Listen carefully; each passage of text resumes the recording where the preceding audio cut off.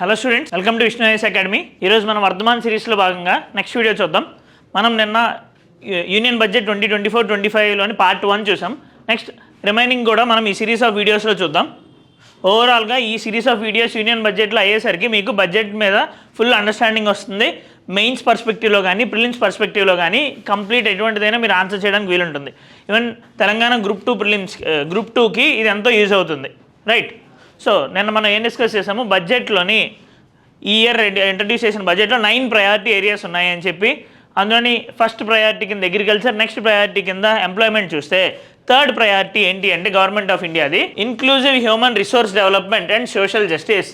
అంటే ఎవరెవరైతే అణగారిన వర్గాలు ఉన్నారో వాళ్ళకి డెవలప్మెంట్ అయితే ఎవరికైతే అందట్లేదో వాళ్ళకి డెవలప్మెంట్ అందేలాగా కొన్ని స్కీమ్స్ని ప్రవేశపెట్టారు.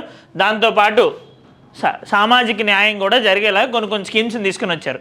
మన ఇండియా ఎదుగుదలకి, మన వికసిత్ భారత్ ఇండియా 2047 కల్లా డెవలప్డ్ కంట్రీ కింద అవ్వడానికి మనం తీసుకున్న ప్రయారిటీ ఏరియాస్లోని 3వ ప్రయారిటీ ఇది. అయితే దీంట్లో భాగంగా గవర్నమెంట్ ఆఫ్ ఇండియా ఏం చేసింది అంటే పూర్వోదయ అనే ఒక స్కీమ్ని లాంచ్ చేసింది. ఈ పూర్వోదయ అనే స్కీము వికాస్ బి విరాసత్ బి. ఇదేంటి, ఏవేవైతే ఈస్టర్న్ స్టేట్స్ ఉన్నాయో 5 స్టేట్స్ ఏంటవి, ఈస్టర్న్ పార్ట్స్లో బీహార్, జార్ఖండ్, వెస్ట్ బెంగాల్, ఒడిస్సా అండ్ ఆంధ్రప్రదేశ్, ఈ 5 రాష్ట్రాలకి కొంత ఎక్స్ట్రా రిసోర్సెస్ అనేవి ప్రొవైడ్ చేయడం జరుగుతుంది. Endowment rich states in the eastern parts, generation of economic opportunities to attain Viksit Bharat, ఈ పూర్వోదయ స్కీమ్ కింద వాళ్ళకి ఎక్స్ట్రా ఇన్సెంటివ్స్ లాంటివి ఇవ్వడం జరుగుతుంది. అదే కాకుండా ఇలానే ఈ పూర్వోదయ ఈ ఈస్టర్న్ స్టేట్స్ డెవలప్మెంట్ కోసం Amritsar Kolkata industrial corridor with the development of industrial node at Gaya, దీన్ని కూడా డెవలప్ చేస్తున్నారు. ఏంటది, Amritsar Kolkata industrial corridor with development of industrial node at Gaya దగ్గర ఇండస్ట్రియల్ నోడ్ పెట్టి ఈ అమృత్సర్ కోల్కతా ఇండస్ట్రియల్ కారిడార్ని కూడా డెవలప్ చేస్తున్నారు. దీంతో ఎప్పుడైతే ఇన్ఫ్రాస్ట్రక్చర్ క్రియేషన్ జరుగుతుందో, ఇన్ఫ్రాస్ట్రక్చర్ క్రియేషన్ వల్ల మల్టీప్లేయర్ ఎఫెక్ట్ వల్ల దాని ఆ ఏరియాస్లో ఎకనామిక్ గ్రోత్ అనేది కూడా జరుగుతుంది. అడిషనల్ ఎంప్లాయ్మెంట్ ఆపర్చునిటీస్ అనేవి కూడా క్రియేట్ చేయడం జరుగుతుంది, రైట్? ఇదే కాకుండా allocation of more than 3 lakh crore for schemes benefiting women and girls కోసం అంటూ 3 lakhs crores రిలేటెడ్ అలోకేషన్ అనేది చేయడం జరిగింది. దీని ద్వారా మనకి సోషల్ జస్టిస్ అనేది జరుగుతుంది. నెక్స్ట్ ఇదే కాకుండా మనం ఏమన్నా ఇంక్లూజివ్ హ్యూమన్ రిసోర్స్ డెవలప్మెంట్ అన్నాం ఈ యొక్క ప్రయారిటీ ఏరియా. దాంట్లో భాగంగా ఇంక్లూజన్ అవ్వాలి అంటే అణగారిన వర్గాలైన ట్రైబ్స్ యొక్క జీవితాల్లో మార్పులు రావాలి. వాళ్ళ కోసం అంటూ ప్రధాన్ మంత్రి జనజాతీయ ఉన్నత్ గ్రామ్ యోజన అనేది తీసుకొని వచ్చారు. ఇదేంటి, 5 crore ట్రైబల్ పీపుల్, 63,000 విలేజెస్లో ఉండే 5 crore ట్రైబల్ పీపుల్స్కి వాళ్ళ యొక్క సోషియో ఎకనామిక్ కండిషన్స్ని ఇంప్రూవ్ చేయడానికి ఈ ప్రధాన్ మంత్రి జనజాతీయ ఉన్నత్ గ్రామ్ అభియాన్ అనేది యూజ్ అవుతుంది. నెక్స్ట్ ఇదే కాకుండా మనం ఇంక్లూజివ్ గ్రోత్ అని అన్నాం కాబట్టి ఏ అయితే రాష్ట్రాలు రిలేటివ్గా వెనకబడి ఉన్నాయో వాళ్ళ యొక్క డెవలప్మెంట్ కోసం కూడా మనం ఈ బడ్జెట్లో కొన్ని ప్రవేశపెట్టాం.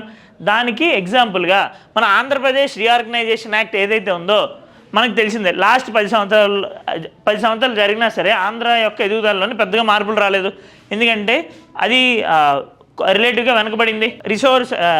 ఎకానమీ రిచ్ అయినా హైదరాబాద్ని ఆంధ్రప్రదేశ్ కోల్పోయింది. చాలా ఇన్స్టెబిలిటీతో ఉంది. సో ఈ అన్నిటి కారణంగా సెంట్రల్ గవర్నమెంట్ దాని యొక్క ఎదుగుదలకి యాక్సెప్ట్ చేసింది, కొన్ని మెజర్స్ ఇస్తామని యాక్సెప్ట్ చేసింది. దాంట్లో భాగంగా financial support of 15,000 crores will be arranged in financial year 24-25. ఈ సంవత్సరంలోని 15,000 కోట్లు ఫైనాన్షియల్ సపోర్ట్ ఇస్తామని యాక్సెప్ట్ చేసింది. పోలవరం ఇరిగేషన్ ప్రాజెక్ట్ని కంప్లీట్ చేస్తామని యాక్సెప్ట్ చేసింది. Next essential infrastructure such as water, power, railways and roads in Kopparthi node on the Visakhapatnam Chennai industrial corridor and Orvakkal node on Hyderabad Bengaluru industrial corridor. So ఆంధ్రప్రదేశ్లోని మేజర్గా ఈ 2 industrial corridors ఉన్నాయి, Visakhapatnam Chennai industrial corridor, Hyderabad Bengaluru industrial corridors. అక్కడ infrastructure facilities develop చేస్తామని, water, power, railways infrastructure మొత్తం అన్నీ provide చేస్తామని చెప్పి గవర్నమెంట్ ఆఫ్ ఇండియా ఈ బడ్జెట్లో యాక్సెప్ట్ చేసింది. సో ఎప్పుడైతే ఇందాక నేను ఆల్రెడీ చెప్పినట్టు ఇన్ఫ్రాస్ట్రక్చర్ క్రియేషన్ అనేది జరుగుతుందో అప్పుడు ఏం జరుగుతుంది, కంపెనీస్ రావడానికి ఇంట్రెస్ట్ చూపిస్తాయి. దాన్ని క్రౌడింగ్ ఇన్ ఎఫెక్ట్ అని అంటాం. ఎప్పుడైతే కంపెనీస్ వస్తాయో ఆ ఏరియాలోని మల్టిప్లైర్ ఎఫెక్ట్ అనేది ఉంటుంది.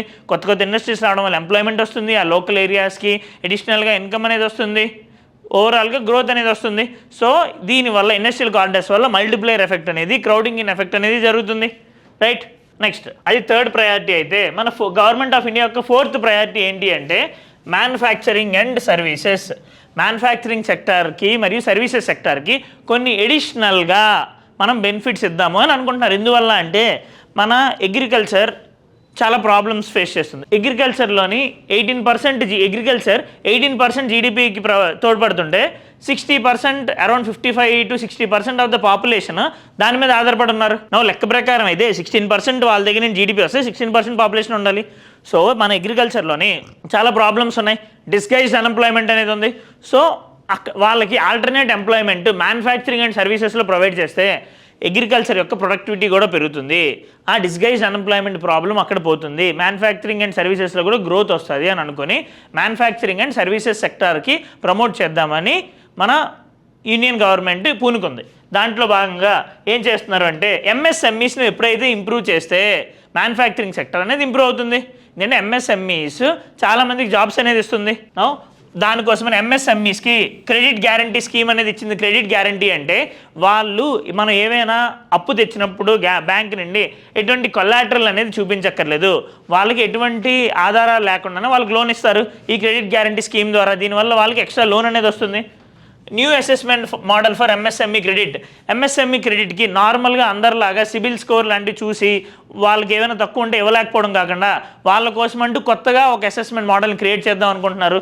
దానివల్ల వాళ్ళకి ఈజీగా ఫండ్స్ అనేవి అవైలబిలిటీ ఉంటాయని.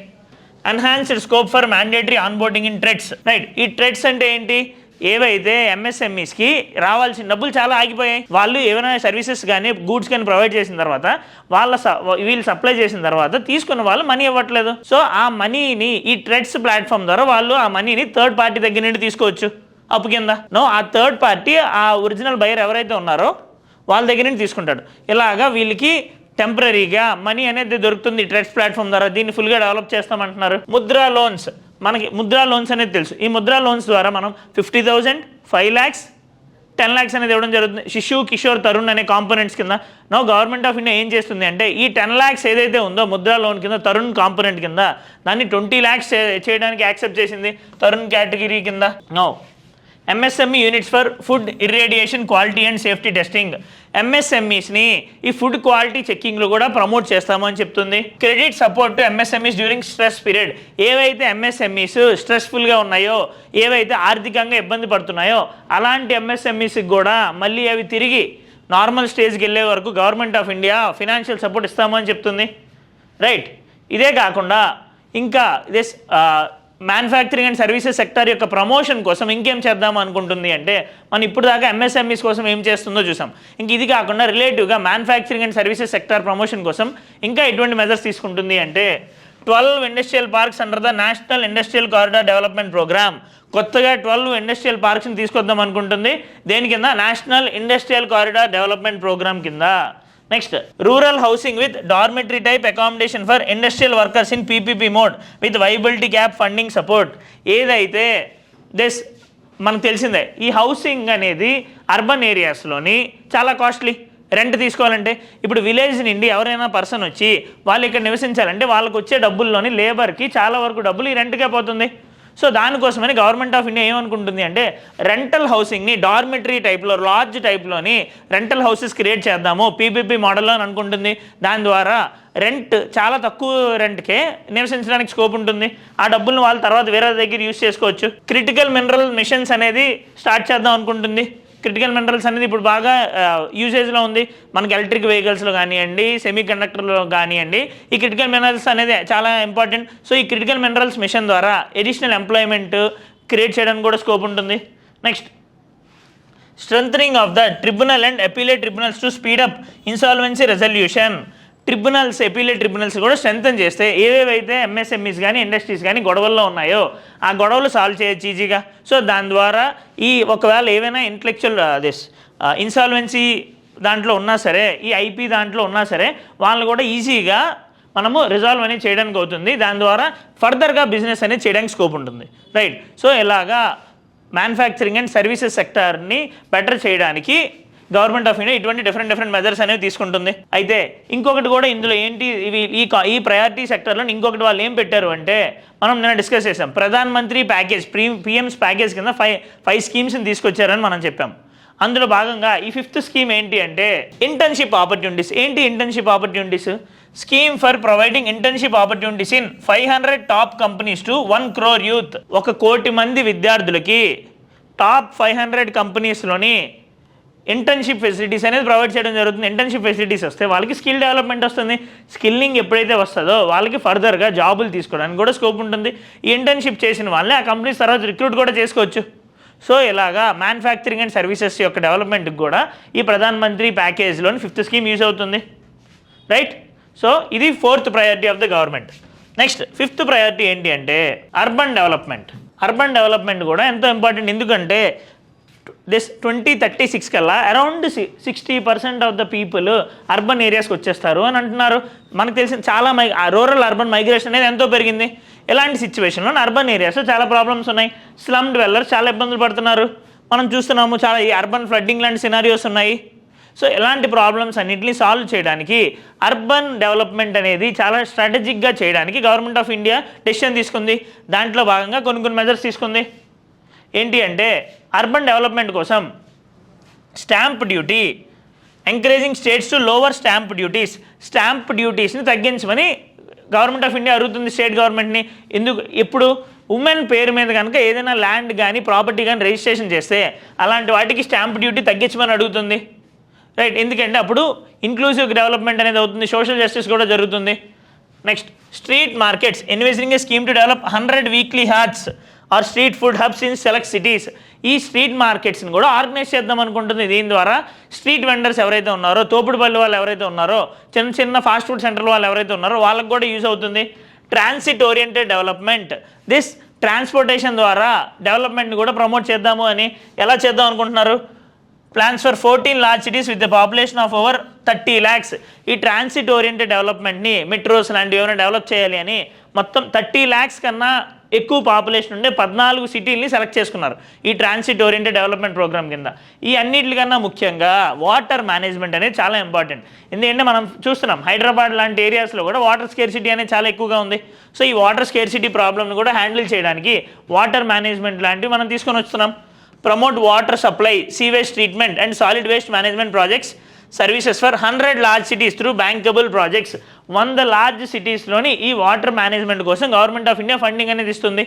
రైట్. ఇలాగా అర్బన్ మేనేజ్మెంట్కి కూడా గవర్నమెంట్ ఆఫ్ ఇండియా డెసిషన్ తీసుకుంది. ఇదే కాకుండా అర్బన్ మేనేజ్మెంట్లో భాగంగా అర్బన్ హౌసింగ్ అనేది కూడా చాలా ఇంపార్టెంట్. మనకు తెలిసిందే ప్రధాన్ మంత్రి ఆవాస్ యోజన అనే స్కీమ్ గవర్నమెంట్ ఆఫ్ ఇండియా తీసుకుంది అని. దాంట్లో భాగంగా నెక్స్ట్ ఫేజ్ని కూడా స్టార్ట్ చేసింది. ప్రధాన్ మంత్రి ఆవాస్ యోజన అర్బన్ 2.0 అని. దీని ద్వారా ఏం చేస్తున్నాము? Around 1 crore urban poor and middle class ఫ్యామిలీస్కి హౌసింగ్ ఫెసిలిటీస్కి మనం ఫండింగ్ అనేది ప్రొవైడ్ చేస్తున్నాం. ఓవరాల్గా ఎంత 10 లక్షల కోట్లు వర్త్ ఫండింగ్ అనేది మనం వాళ్ళకి 1 కోటి మందికి ప్రొవైడ్ చేస్తున్నాము. దీని ద్వారా అర్బన్ ఏరియాస్లో ఎవరెవరికైతే ఇల్లులు లేవో, poor people and middle class people వాళ్ళకి కూడా మనం ఇల్లులు ప్రొవైడ్ చేయడానికి అవుతుంది. స్లమ్స్ అన్నింటినీ మోడర్నైజ్ చేయడానికి అవుతుంది. Next enabling policies and regulations for efficient and transparent rental housing markets. ఎవరెవరికైతే మనము ఈ హౌసెస్ ప్రొవైడ్ చేయలేకపోతున్నామో వాళ్ళకి కూడా హెల్ప్ చేయడానికి ఈ రెంటల్ మార్కెట్ ఏదైతే ఉందో దాన్ని కూడా రెగ్యులేట్ చేద్దాం అనుకుంటున్నాము. ఎప్పుడైతే రెంటల్ మార్కెట్ని కూడా రెగ్యులేట్ చేస్తామో వాళ్ళకి అక్కడ అర్బన్ ఏరియాస్లో బతకడానికి కాస్ట్ తగ్గుతుంది. ఎప్పుడైతే అర్బన్ ఏరియాస్లో బతకడానికి కాస్ట్ తగ్గుతుందో వాళ్ళ మనీని ఫుడ్కి కానీ ఆర్ఎల్స్ అదర్ యూటిలిటీస్కి యూజ్ చేసుకోవచ్చు. హెల్త్ ఫెసిలిటీస్కి బెటర్గా యూజ్ చేయొచ్చు. వాళ్ళ పిల్లలకి ఎడ్యుకేషన్ ప్రొవైడ్ చేయొచ్చు. దీని ద్వారా వాళ్ళ స్టాండర్డ్ ఆఫ్ లివింగ్ అనేది పెరుగుతుంది. రైట్. సో ఇలాగా డిఫరెంట్ ప్రయారిటీ ఏరియాస్ని గవర్నమెంట్ ఆఫ్ ఇండియా సెలెక్ట్ చేసుకుంది. దాంట్లో భాగంగా నిన్న ఒక 2 ప్రయారిటీ ఏరియాస్ని, ఈరోజు ఒక 3 ప్రయారిటీ ఏరియాస్ని మనం చూసుకున్నాం. రైట్. సో నెక్స్ట్ వీడియోలోని మనము రిమైనింగ్ ప్రయారిటీ ఏరియాస్ 4 చూసేసి దీని మీద మనము MCQ సాల్వ్ చేద్దాం. రైట్. Thank you.